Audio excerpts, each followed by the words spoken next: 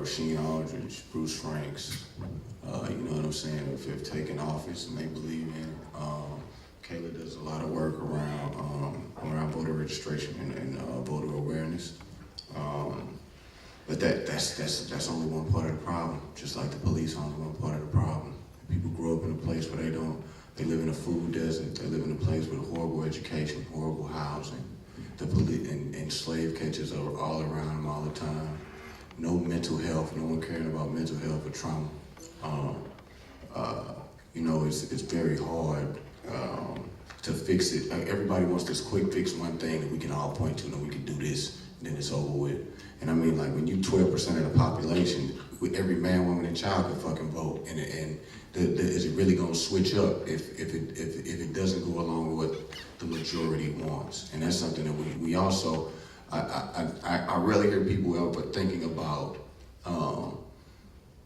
divesting in voting as a very thought out political act. People not voting because they don't believe in the system anymore, you know? So I just think it's a lot. There are people working on that, but it's a multi-pronged thing that we're looking at, and voting ain't the only ain't gonna fix it either. It's gonna take a bunch of stuff going on to get it. And there has been a recent campaign in the city for to vote no on Prop P. Lots of people in this city were awakened after the murder of Mike Brown and the ongoing movement and Stockley verdict, and people have been paying attention. With an ongoing campaign, still the majority, the people who matter to people in positions of power in this city, they won the vote with a yes. And I say all that to say, regardless to the movement and the work that you see folks putting into this movement, the reason why voting a lot of times is one of those types of conversations where it's like, I know the significance in the grand scheme of things. We are literally fighting for our lives, and I don't think people really realize how real it is outside of voting. And sure, there are folks that have put themselves into office or who have been voted into office that you saw in the film, people in the movement who have gravitated towards electoral politics, and that's great. I think representation in those areas are important, but I also understand that that is a very small piece of the large body of work that we have to do. And Black women have carried the Democratic Party, per Kayla Reed. Let's be very clear about that. Voting has always been something that we have shown up for.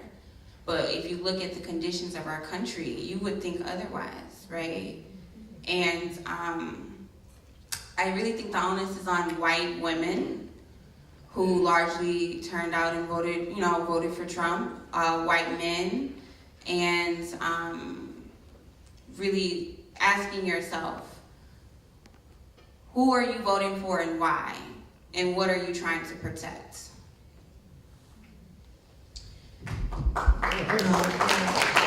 So this is literally, my gig. So I am the lead organizer for a newly launched Black voter initiative called the Electoral Justice Project by the Movement for Black Lives, and we jumped off this November with town halls happening in multiple cities across the country. One happened here in St. Louis last Sunday. I also am co-chair of a group of activists called St. Louis Action Council. We lead a year-round voter mobilization campaign called Woke Voter STL. If you type that in behind a hashtag symbol, you'll see that we talk about everything on the ballot. We write about it. We host brunches. We host debates. We turn out thousands of people. We canvass. We phone bank. And if you look at Prop P just as an example of politics in St. Louis, what you will see is that changing this city is completely not on the table when it comes to funding. That this city's agenda, the school board issue, the issue with raising sales tax, that agenda is set by a very small table of rich white men. And they enact pawns like Lyda Crewson and put money behind her to win. And when we fought, Tashara ran a mayoral campaign on $400,000. Lyda Crewson had $1.4 million and won by 888 votes. So when it comes to electoral politics, I tend to take it personal because I definitely work hard, and people have been working hard since Ferguson to elect people like Kim Gardner to Circuit Attorney's Office. We know next year Bob McCullough's on the ballot. I'm going to be spending a lot of my time trying to make his 7th term his last term because there's no reason that a person should be a circuit attorney, a prosecutor. I'm 27 years old. He's been in that seat my entire life. That is ridiculous. And when it comes to the Democratic Party, tell you a couple things that they should obviously do. So there are 40 million people, black people in this country, 12% of the population. 70% of them live in southern states, in a Republican-controlled state. 10% of the black electorate is disenfranchised because of felon disenfranchisement laws. And that skyrocketed under a Democratic president, Clinton.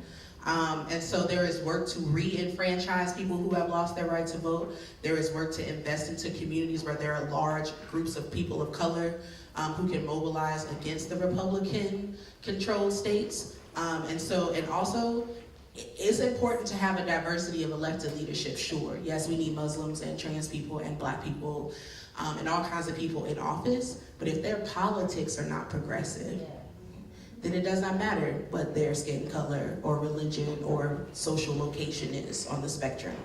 And so we have to see, just because we elect diversity doesn't mean we're going to see a diversity of policy.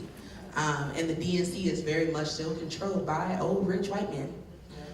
Or an old rich white woman, apparently, as of late. And so there is a lot of work to be done, and that's just not going to happen with the election of people of color. White people have an enormous amount of work to do to restore the democracy to this country because it has long been stolen from black people.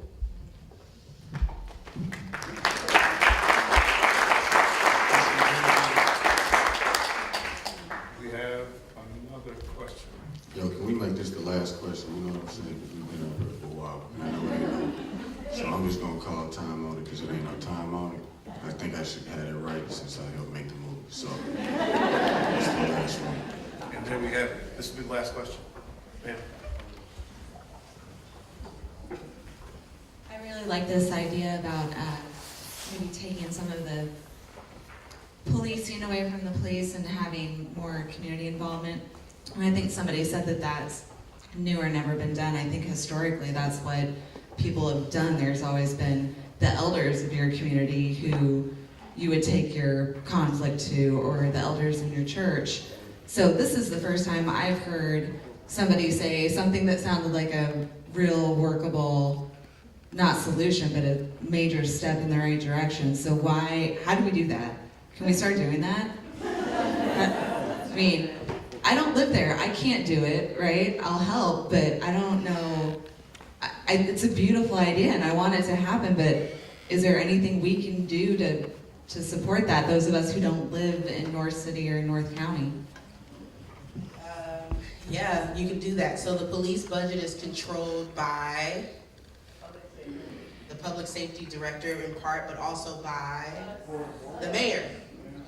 So in St. Louis City, the budget is determined by two parties, the Board of Aldermen. They do that fake caucus where they're like, we want to talk about the budget. They pass the same one that they pass every year.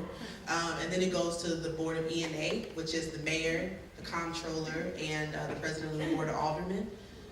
These are people we elected to office. And we should have the right to tell them, we don't even want 10 million or 15 million. We want to take $15 million away from the $257 million the police get and try to hire social workers that work in the communities, right? We have the best social work program in the United States right here in St. Louis. We're training people to leave the community.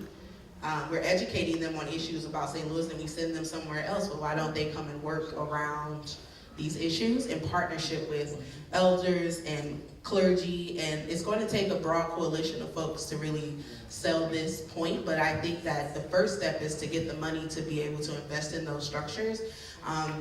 Yeah, and they're like just millions of dollars being stolen in overtime by the St. Louis City police officers, so why not try to use that money to do it? That will wrap it up. I want to thank our panelists again for being here. Thank you all for participating and continue to support other initiatives by the Missouri History Museum, Washington University, the St. Louis Film Festival, excuse me. And you all be safe getting home tonight. Thank you again.